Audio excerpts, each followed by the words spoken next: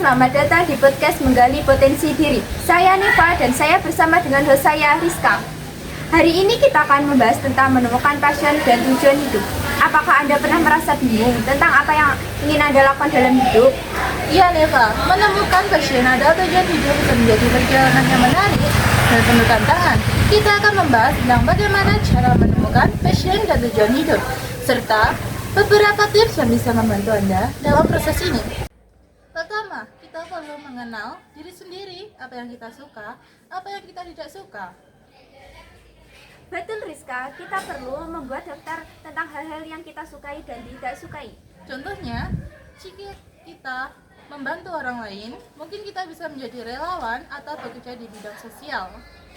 Setelah itu, kita mengenal diri sendiri, kita bisa mengeksplorasi passion kita. Bagaimana cara menemukan passion? Kita bisa menciptakan hal-hal baru seperti olahraga, seni, atau musik. Iya Rizka, kita juga bisa bergabung dengan komunitas atau klub yang sesuai dengan minat kita.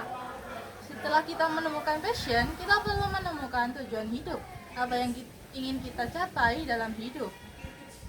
Contohnya, jika passion kita ada di bidang pendidikan, mungkin tujuan hidup kita adalah menjadi guru atau pendidik yang inspiratif.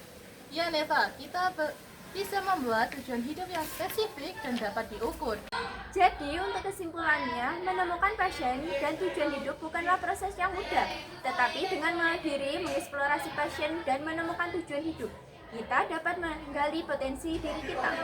Iya Neva, ingat, hidup adalah perjalanan dan setiap tingkat kecil yang kita ambil dapat membawa kita lebih dekat dengan tujuan kita. Terima kasih telah mendengarkan podcast Menggali Potensi Diri hari ini. Jangan lupa untuk subscribe dan share podcast ini dengan teman-teman Anda. Sampai jumpa di podcast berikutnya.